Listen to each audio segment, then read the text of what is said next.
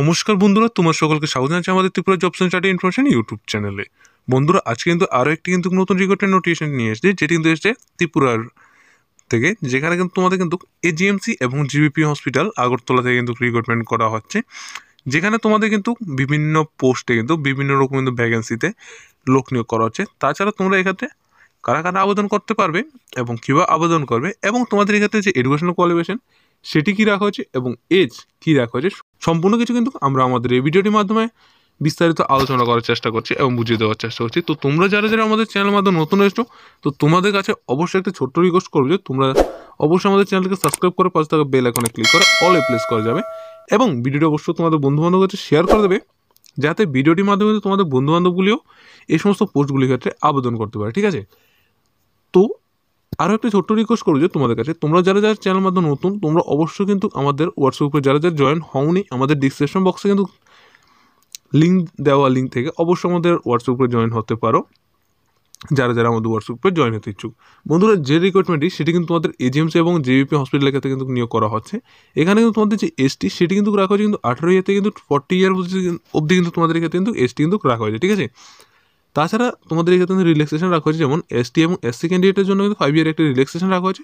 Vacancy ক্ষেত্রে কী রাখা হয়েছে তোমাদের ক্ষেত্রে টোটাল কিন্তু তোমাদের কিন্তু 30টি কিন্তু ভ্যাকেন্সি রাখা হয়েছে। তাও কিন্তু প্রত্যেকটি ক্যাটাগরি ওয়াইজ কিন্তু এই ভ্যাকেন্সিগুলো কিন্তু ভাগ করা হয়েছে। ঠিক আছে? এখানে কিন্তু তোমাদের সাধারণত কিন্তু 5টি পোস্ট, যেমন কি তোমাদের প্রথম পোস্টটি রাখা হয়েছে অ্যানেস্থেসিওলজিস্ট। এক্ষেত্রে তোমাদের এসটি এসসি ইউআর প্রত্যেকটি ক্যাটাগরি ওয়াইজ কিন্তু 3টি কিন্তু তোমাদের ক্ষেত্রে কিন্তু ভ্যাকেন্সি রাখা হয়েছে। তবে স্যালারি ক্ষেত্রে কিন্তু রাখা হয়েছে কিন্তু তোমাদের পার মান্থলি কিন্তু তোমাদের 1 লাখ টাকা কিন্তু তোমাদের ক্ষেত্রে স্যালারি রাখা হয়েছে। ঠিক আছে?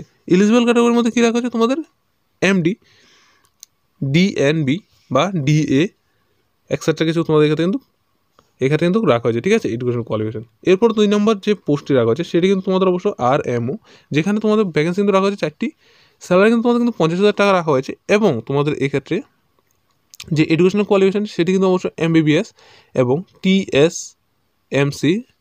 এরপর তোমাদের অবশ্যই কিন্তু এক্ষেত্রে কিন্তু একটি এক্সপিরিয়েন্সে চাওয়া হয়েছে। এবং 3 নম্বর যে পোস্টটি নার্সিং অফিসার, যেখানে কিন্তু তোমাদের অবশ্যই কিন্তু রাখা হয়েছে তোমাদের 9টি পোস্ট, স্যালারি কিন্তু 20,000 টাকা করে রাখা হয়েছে। তবে তোমাদের অবশ্যই কিন্তু এক্ষেত্রে কিন্তু বিএসসি নার্সিং অবশ্যই কিন্তু করে রাখতে হবে। তবে তোমরা অবশ্যই কিন্তু ত্রিপুরা নার্সিং কাউন্সিলের মধ্যে এই সমস্ত কোর্সগুলো কিন্তু অবশ্যই করতে হবে। ঠিক আছে? তাছাড়া তোমাদের 4 নম্বর যে পোস্টটি সেটি কিন্তু ওটি অ্যাসিস্ট্যান্ট, যেখানে তোমাদের কিন্তু 4টি পোস্ট এবং তোমাদের এক্ষেত্রে স্যালারি কিন্তু 15,000 টাকা, যেখানে তোমাদের অবশ্যই মাধ্যমিক পাস থাকতে হবে এবং তোমাদের অবশ্যই কিন্তু ওটি সেক্টরে কিন্তু তোমাদের অবশ্যই কিন্তু থাকতে হবে।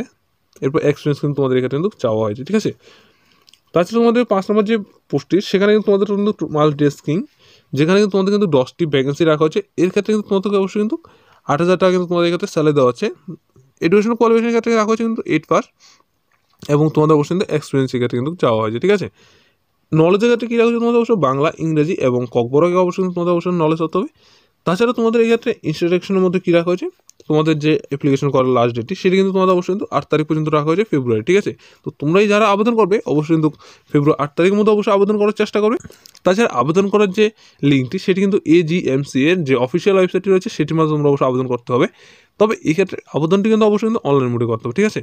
যদি ইনকমপ্লিট থেকে থাকে তোমাদের যে আবেদনটি সেটি অবশ্যই যদি ইনকমপ্লিট থাকে তাহলে তোমাদের আবেদনটি অবশ্যই কিন্তু তাদের কিন্তু রিজেক্ট করে দেওয়া হবে। ঠিক আছে? অন্যান্য কিছুর মধ্যে কী রাখা হয়েছে তোমাদের যে সিলেকশন প্রসেস, সেক্ষেত্রে তোমাদের যে এক্সামটি নেওয়া হবে সেখানে কিন্তু তোমাদের অবশ্যই 50% এবং তোমাদের অবশ্যই কিন্তু একাডেমি কিন্তু পারফরমেন্সে কিন্তু 50% রাখা হয়েছে। এক্সামের ক্ষেত্রে কিন্তু তোমাদের অবশ্যই 30% ওয়ার্কিং এক্সপিরিয়েন্সে রাখা হয়েছে এবং তোমাদের অবশ্যই কিন্তু 20% কিন্তু তোমাদের অবশ্যই ভাইবা বা পার্সোনাল ভাইবার মধ্যে কিন্তু রাখা হয়েছে। ঠিক আছে? তবে এক্ষেত্রে তোমরা যারাই আবেদন করো তোমাদের অবশ্যই কিন্তু permanent of residence Tripura certificate অবশ্যই থাকতে হবে, অর্থাৎ তোমাদের অবশ্যই পিআরটি সার্টিফিকেট অবশ্যই তোমাদের এক্ষেত্রে থাকতে হবে। ঠিক আছে? তো আশা করি তোমরা এতটুকু অবশ্যই বুঝতে পেরেছো। যদি বুঝতে কোনো রকম অসুবিধা হয়ে থাকে আমাদের কমেন্ট বক্সটি খোলা রয়েছে, তোমরা অবশ্যই কিন্তু কমেন্ট বক্সে কমেন্ট করতে পারো বিভিন্ন রকমের যদি ডাউট থেকে থাকে। সকলকে ধন্যবাদ, সকল সুস্থ হবে, ভালো থাকবে। দেখা হচ্ছে তাহলে পরবর্তী যে নতুন রিক্রুটমেন্ট নোটিফিকেশন নিয়ে আসি সেটির মাধ্যমে।